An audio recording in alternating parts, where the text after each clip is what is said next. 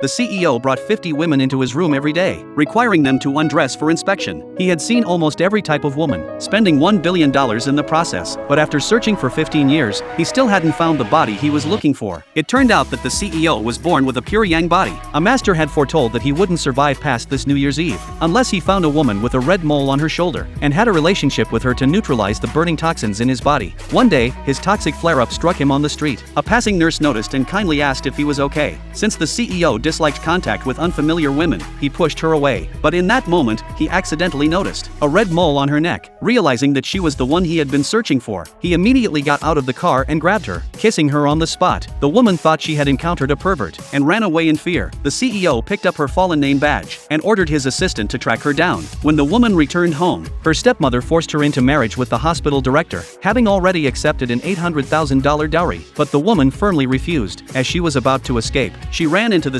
CEO's assistant, who had just arrived with the betrothal gifts. Her stepsister assumed the CEO had set his eyes on her instead, arrogantly flaunting it in front of the woman, mocking that she was only worthy of marrying a 60-year-old man. At that moment, the CEO entered the room, slapped the stepsister who had just bullied the woman, and took the woman back to his villa. He handed her a marriage agreement, declaring that they would divorce in 7 days, at which point he would compensate her with $100 million.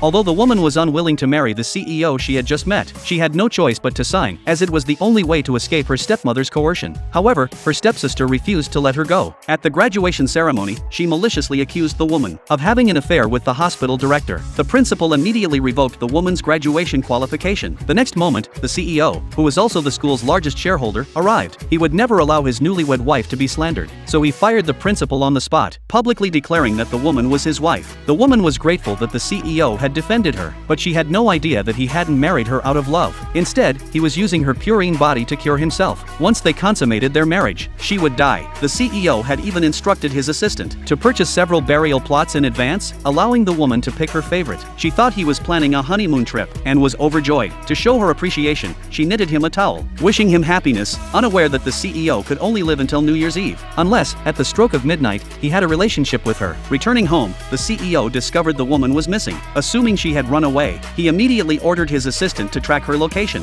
When he found her, he realized she had only gone out to pray for his well-being, wishing for him to live a long and peaceful life. Remembering the master's warning that only one of them could survive, the CEO hesitated. Should he go through with it? Just then, the woman said she had a gift for him. She then took the initiative to kiss him, and in front of him, she removed all her clothes. The CEO finally understood. This was the gift she had prepared for him.